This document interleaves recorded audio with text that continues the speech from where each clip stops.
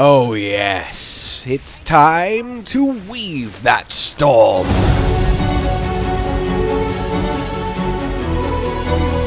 Okay, I will admit that sounded much cooler in my head, and to make it up to you guys, I will give you an incredible Stormweaver Sorceress leveling build to take you to endgame real easy, melt bosses, and just generally be an unstoppable lightning god. Hello, my fellow exiles, and indeed specifically my fellow sorceresses. I am very excited to finally be bringing you my first build guide for Path of Exile 2, and I am having an absolute blast playing it so far. I love the depths of the build crafting, I love the challenging bosses, for the most part, and I am just really, as they say, lost in the sauce. But I realize that there is a lot going on here. I'm still learning myself, of course, but I like to think I know a thing or two about a thing or two when it comes to theory crafting, and I feel like my results speak for themselves so far. This little setup is absolutely crushing essentially everything that I have come across. It's got phenomenal boss melting, and it just eviscerates rooms of enemies without me having to do much more than kind of vaguely gesture the skill in their direction. And indeed, this is the setup that got me through the ridiculousness that is the Trial of Chaos for my 3rd and 4th Ascendancy point, and oh, if you've not done that yet, buckle up. If you have, you know exactly why I just went, oh! So, what are we actually doing here then? And how does it all come together? How does it all work? What are you looking out for? Let's go over everything and make your life as a Stormweaver as easy and as fun as possible. I am currently level 45. I'm about to finish Act 3 and start all of the cruelness, and indeed this has just kind of evolved over the course of the campaign so far. It started as your classic throwing your spark through your flame wall, which was a lot of fun, and then is refined and refined and refined as I've unlocked more toys to play with. So what are we actually using when it comes to your skills? Here we are then. Your core spammy damage option is going to be Spark. A lot of lines of lightning on the ground that will swarm everywhere and hit everything, and against bosses all of them can hit the same target if you are fortunate, and it results in some absolutely shredding DPS. I have played around with Arc, and I have played around with Ball Lightning, and well, Ball Lightning feels kind of awful, sadly. Arc, however, is particularly good, but just not quite as good as, at least so far, Spark, especially when it comes to huge groups of enemies. However, this still will involve a lot of arcing, because what we're doing here is a big, heavy shock procking and therefore cast on shock build to take us to the eventual endgame of switching into Archmage. So we'll get to that when we come to how it works and how it plays, but for now, yes, Spark is your main spammy attack, and you want to give it an extra slot as soon as you can, and you want to support it with Unleash, so you just cast more of them, do more damage, very nice. You want Tempo for just more attack speed, you cast more of them, do more damage, very nice. And then we want this, Conduction, so we have 100% more chance to shock. This, coupled with how much Spark does shock, with how many projectiles it fires, means that your cast on shock is activating constantly, which means as you spark away, you are firing out loads of free extra arcs chaining around, punching huge holes in things. It really is a recipe for big DPS. In any case, we then want Orb of Storms. This you just plonk on the ground, and that's fine, it'll do a bit of damage, but it really shines when you cast another ability through it. And as we are casting a lot of sparks through it, it ramps up our DPS a lot. We want to put in this then, you want Magnified Effect, so it's just got a larger radius, so there is more shocking happening. And then finally, I like to have Expanse, another big area increase, and mainly that's what we want. We just want this to be huge, cover loads of enemies, and constantly proc its extra damage. And yes, this gives it a cooldown, but it lasts 10 seconds, so a 6-second cooldown isn't really that big of a deal. Yes, we can't reposition it as often, but I found I don't really need to. You only really need to go to the trouble of putting your Orb of Storms storms down if it's a big chunky elite or a boss, and then at that point they're not going to be moving that much, so it works itself out. Then we have what is currently using our spirit and what you want to use your spirit on until much later into the game, the cast on shock. Essentially, you will pull energy as you shock enemies, and then when you reach the threshold, you will, well, cast on shock and fire out this arc. You want to have arc in it as the spell that gets cast, and then you want to improve it with impetus so that it happens more and more often. Impetus on cast and shock with spark with conduction, yeah, it happens so much, and you can see that in the footage to the top left with the buff just cycling and cycling. It's really, really good. We will go over what I plan to take this into towards the end of the video, because it won't be a shock build forever, but for now it's really potent because shock is a really solid damage increasing ailment that we can really leverage. Then we have ourselves conductivity. This is a curse, a zone on the floor pops, and then enemies take 33% more lightning damage. Oh well, the resistance is lowered by 33% more accurately, and this is huge. You don't need to put it on every single enemy, but the big healthier boys and bosses, this is a big damage increase. We want on this then persistence, so it lasts longer and you have to cast it less because it's annoying to maintain. Eventually we will double dip into curses, have them auto apply, but that's in the future. For now it works well enough. And then a heightened curse, so it is just stronger in what it does. Then we have Mana Tempest. There's not really great supports for this if you don't have enough of other stats to get them, but by itself this is a ludicrous damage amp, a 60% one at that. It drains your mana rapidly, but it is very, very worth it. We have a lot of compounding damage in this build that I'll go into more when we talk about how to actually play it, but this is lovely, and it is one of the best things that we can leverage as a Stormweaver, because we have permanent arcane tempo from the Ascendancy, which is a lot of mana regen. Here, before I've really gone all in, I'm already up to 760 mana, and I'm regenning over 60 a second, which is delicious. Then we just have lightning warp, because having it there is fine. Teleport into an enemy, explode them, it's fun, it's not critical, it's just on my bars because it might as well be. So that's how things are currently shaken up, and what I'm using and with what. Now, depending on how new you are to Path of Exile in general or not, a lot of that will have made sense, or maybe only some of it did. And I want this to be the most approachable explanation of everything possible, so I do apologize if you're super experienced and don't need this kind of stuff. That's why there'll be timestamps. But for everyone else just kind of getting into the groove, I think it is worth going over each ability, actually using it, and getting a proper feel and the tips of it, etc. So obviously, this is your main one. It's very nice. You can just kind of walk through the level while casting it, going forward like that, and you'll melt everything ahead of you, and that's all well and good. So your Orb of Storms then, wham, it is massive thanks to the support gems, and essentially you just want to be casting your shock through it, triggering the extra zaps as the enemies walk towards you, and then that's lovely. We then work in your Mana Tempest, so when you press it, it swirls around you. You want to stay in the area of it, and the fact that you kind of hover in it is just the coolest little detail.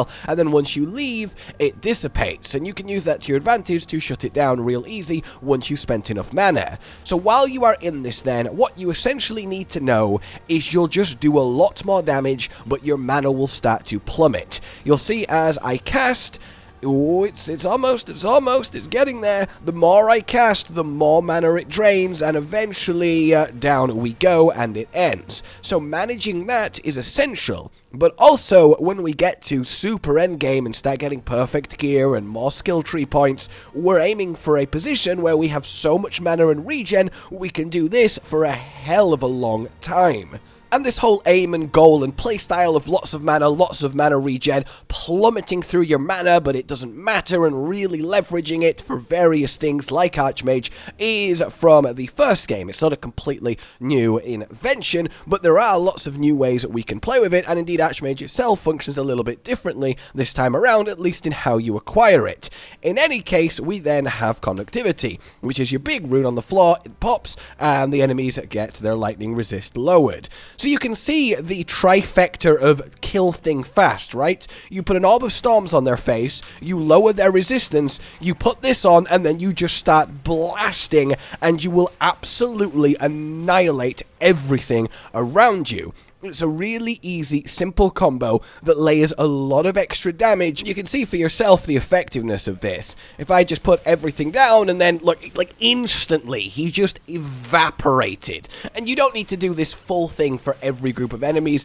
It just will slow you down more than anything. A lot of the time, just spreading the shock through the level in front of you will get the job done. But you can very easily just toggle on your Tempest, fire some out, and then leave without ever fully draining your mana.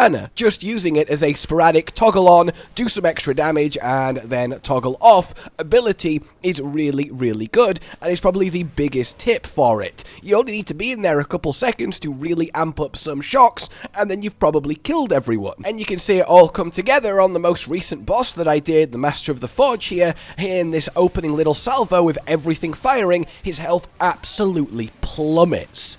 Then past that, your fundamentals remain the same. Dodge roll away from attacks, maintain your conductivity on the boss, and just get as much damage out as possible. Because it's such a fast cast and you can be fairly mobile while doing it, I think this is the perfect example. The lava flows coming towards me as I'm just weaving between them, plowing sparks along the floor, and doing some really nice uptime damage to this guy. So let's talk the passive skills that go into this. Firstly, your ascendancy tree. You want your first 4 points to be, firstly, constant gale, so we have permanent arcane surge, which is just attack speed and mana regen. It sounds kind of boring on paper, but it's really not, because it fuels this entire playstyle of having so much mana. And having so much mana means having so much damage for what we're doing and what we will eventually be doing. Just to quickly kind of talk about it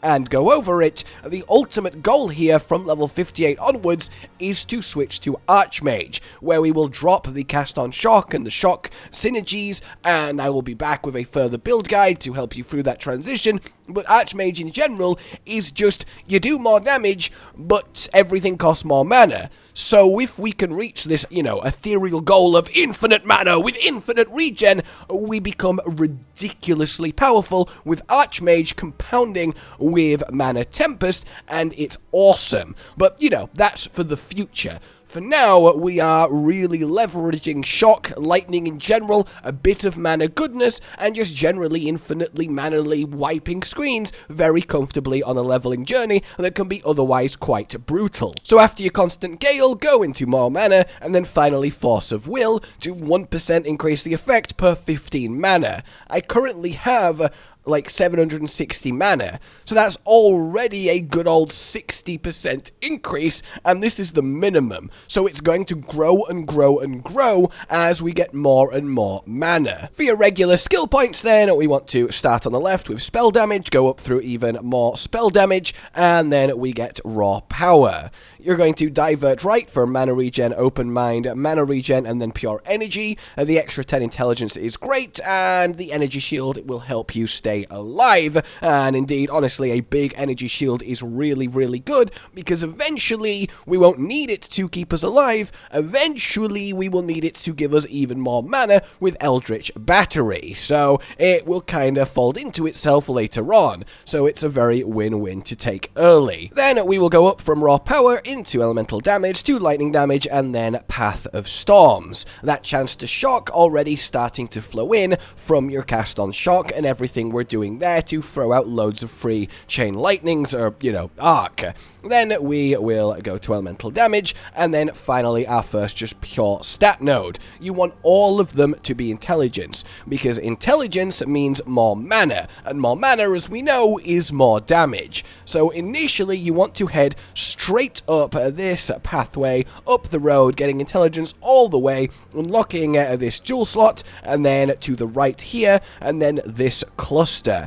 up into it, getting loads of lightning damage, eventually going up and getting even more lightning damage per intelligence, and then going down here for chance to shock, that shock synergy, and then the magnitude of the shock too, so it's even more potent and lasts longer. A shocked enemy is a dead enemy, so it really plays into our hand here. Eventually we will be getting lightning penetration, as we want to counter resist as much as possible, but we don't quite need it yet. There's more important places to spend points, but it is something to look at.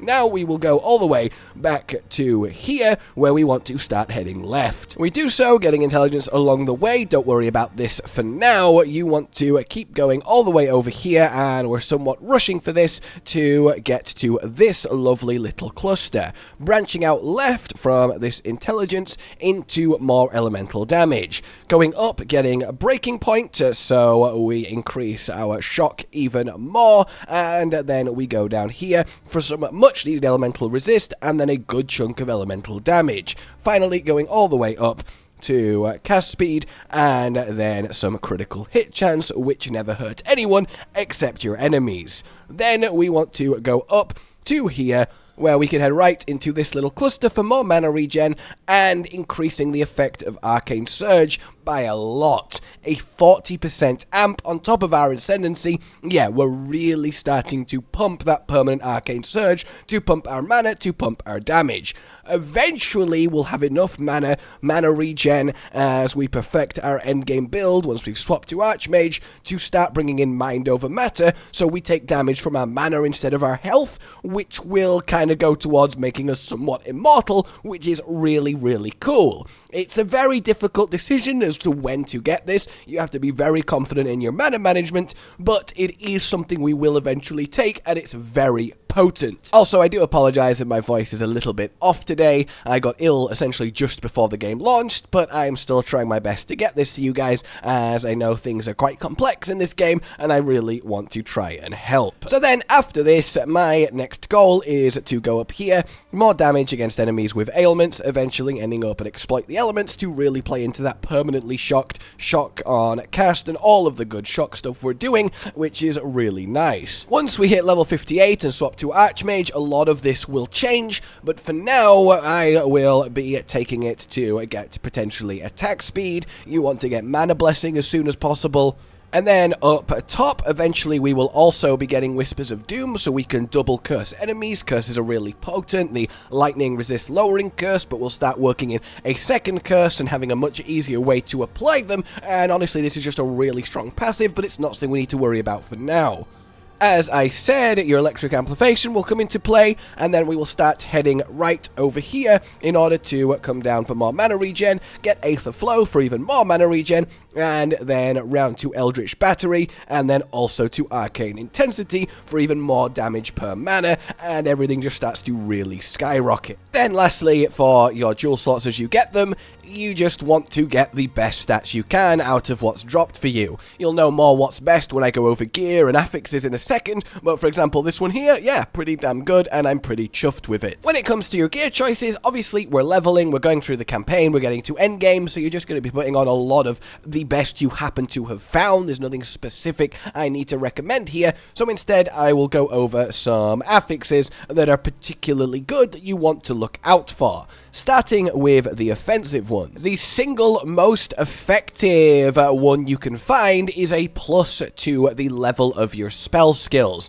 either lightning specifically or in general. That is so potent. To really put it into perspective how good it is, it took me finding this level 41 wand with a +1 to all lightning spell skills to replace this level 10 one with +2 to all skills that I found, well, way back then. That's how long it took to find something worth more than just a global +2 skill levels. After that, you want % increased damage, lightning, elemental, etc. Then you want cast speed wherever you can get it. And then finally, anything crit related isn't bad either. Following that, on the mana side of things, anything that can restore your mana or give you more max mana is going to be really nice for you. And then on the defensive side of things, your max life is good, and then anything that helps your barrier ridge, like your percent increased energy shield and then just maximum energy shield itself, is going to go a long way to keeping you alive. Then, of course, resistances. You want to get a good smattering of them, as they will go a long way to keeping you alive. If I have a look here, I don't have the best, but every time you go into a new act, you need more and more resistances as you lose some, and if you start going into negatives, you're really going to hit hard, so don't ignore it. This all-resist ring, for example, was a really nice find because of that, so always keep an eye on your resistances, they are important. Then, lastly, to just say, intelligence anywhere is always going to be good for you because intelligence equals mana, and that's what we like. I find that wand and focus tends to work the best for me, but you can use scepter or staff. It really comes down to what you have drop that has the most of the good affixes, especially the ranks to skills. For your potions, well, just, the most potent ones you can get. A good mana potion can let you stay in your mana tempest longer, which is always fun, and then you can help your resistances with your charms, which is the best way to use them early. Other than that, if you get any gem slots like the one I have here, mana is the way to go. Your mana regen in armor is going to give you a really big upgrade, your inspiration rune. Though, again, anything that helps you survive, especially your elemental resist, isn't a bad choice too. And just a shout out to movement speed on boots, as that will just literally get you places faster and therefore increase your leveling speed. Oh, and just a little quick tip I kind of want to throw in here is make sure in Act 3 you pay a visit to the Venom Crypts that you can access from the Jungle Ruins, and then get this Draught of Venom. You'll get a little side quest for it. You give it back to Servi here, and she will give you a permanent 25% mana regen buff, which is obviously huge for us, so don't ignore that. So that then is essentially that. The skills I'm using, how I'm using them, the skill tree, the gear you're looking out for, and just generally how to go about playing it. Path of Exile 2 is of course difficult. Bosses hurt, enemies hurt, you can get surrounded and swarmed and melted easily, you have to work for things. No build is going to be just a silver bullet, at least most of them, and certainly not while leveling, but this comes damn close. As long as you're careful, don't get too, stuck into the center of a billion enemies, and just really let lightning swarm as you stack up your buffs, your orb, your tempest, and you can go a long way very, very comfortably, and most importantly of all, you can really make bosses hurt, and from a safe distance. Don't be tempted to use spark like point blank like a shotgun. You can, but it's not necessary. Just standing off to the side, sending waves of lightning in a mana tempest is going to do a lot for you. You still have to roll and dodge the big attacks, because of course you do, but if you start getting some big barriers, eventually get mind over matter, we are going to end up really quite tanky, which is going to be very, very satisfying. I hope you have enjoyed this, I hope you have found it useful, and have a little bit of a direction to go in. Again, there's a lot, and I feel like I could be here explaining things forever, but I think it's best to start with what I'm currently doing, what's working for me, why it's working for me, and hopefully it can work for you too. So stick around for more Sorceress, Stormweaver stuff, and indeed everything else Path of Exile 2, and until next time, like you've enjoyed this, subscribe and hit the bell for more, consider supporting the future of the channel on Patreon down below, and until we meet again, a goodbye. Josh, Cotton, and Hollow with the videos, dropping the humor like a hammer on your tippy toes, bringing entertainment on a daily arrangement to take our insanity and turn it into entertainment. Yes, I said entertainment twice, to reiterate that it is nice to look into your faces on a mostly daily basis when you let us in your homes to make the whole world a stage. Goodbye.